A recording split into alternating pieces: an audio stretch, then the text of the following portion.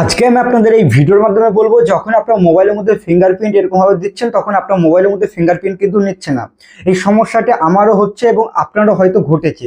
তাহলে এটা কিভাবে ঠিক করবেন সেটাই আমি আপনাদের দেখাবো। আপনার মোবাইল হয়তো সাইড ফিঙ্গারপ্রিন্ট হতে পারে, বা আপনাদের পিছনের দিকে ফিঙ্গারপ্রিন্ট হতে পারে, বা আপনাদের ইন ডিসপ্লে ফিঙ্গারপ্রিন্ট হতে পারে।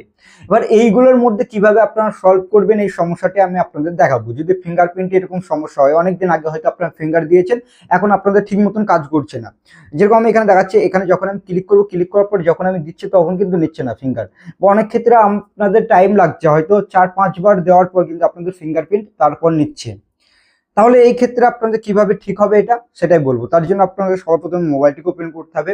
ওপেন করবেন, ওপেন করার পর একটু উপরের দিকে যাবেন, যাওয়ার পরে দেখবেন সেটিংসে যে অ্যাপটি রয়েছে এটাকে ওপেন করবেন। মাত্র 2 মিনিটের মধ্যে কিন্তু এটা ঠিক করতে পারবেন যে এই সমস্যাটা আপনার হচ্ছে। তাহলে উপরের দিকে তুলবেন, তোলার পর এখানে একটি অপশন পেয়ে যাবেন, সেটা হচ্ছে এখানে সিকিউরিটি সেটিংস বা পাসওয়ার্ড বলে দেওয়া থাকবে, বা ফেস ফিঙ্গারপ্রিন্ট এরকম অপশন থাকবে আপনাদের। অনেক মোবাইলে আপনাদের অন্যরকম সেটিংস থাকতে পারে, বিভিন্ন মোবাইলে বিভিন্ন ধরনের সেটিংস থাকে। এবার যেহেতু আমি এখানে ভিভো মোবাইল দিয়ে দেখাচ্ছি, আপনাদের হতে পারে ওপো, রিয়েলমি, রেডমি, হতে পারে শাওমি কোম্পানির মোবাইল, বা আপনাদের অন্যান্য কোম্পানির মোবাইল হতে পারে, সেই মোবাইলের মধ্যে আপনাদের সেটিংস অন্যরকম থাকবে।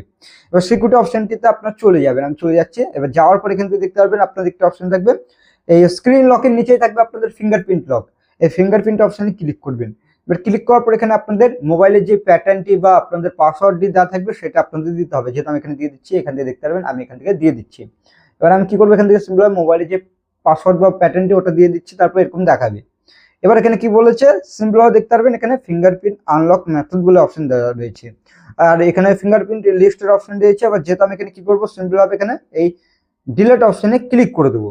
ক্লিক করার পর ইয়েস রিমুভ অপশনে ক্লিক করবো, তাহলে কিন্তু এটা রিমুভ হয়ে যাবে। এবার কিভাবে আবার আপনারা ঠিক করবেন সেটাই বলবো।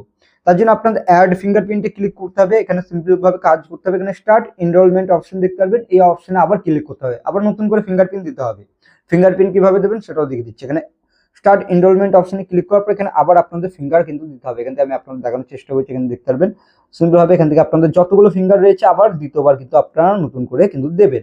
এবার যখনই দেবেন তখন দেখবেন এবার কিন্তু ফিঙ্গারপ্রিন্ট আপনাদের এখান থেকে নিয়ে নেবে। এবার যত ফিঙ্গার থাকবে সেগুলোকে কিন্তু আপনারা এখান থেকে দিয়ে দেবেন। আমি এখান থেকে ফিঙ্গারগুলিকে দিয়ে দিচ্ছি। এবার ফিঙ্গারপ্রিন্ট যখনই দেওয়া হয়ে যাবে তারপর এখানে আপনি কি করবেন, ডন অপশনে ক্লিক করে দেবেন। এবার যখনই করবেন তখন এরকম ভাবে আপনারা বেরিয়ে চলে আসবেন। এবার বেরিয়ে আসার পর এখান থেকে যখন আপনার মোবাইলটি লক করবেন, লক করার পর যখন আপনারা এরকম ভাবে দেবেন তখন দেখবেন অটোমেটিক খুলে যাবে, আপনাদের আর কিচ্ছু করতে হবে না। এটাই ছিল আপনাদের, আর এটাই আপনাদের সমস্যা ঘটছিল আপনাদের ফিঙ্গার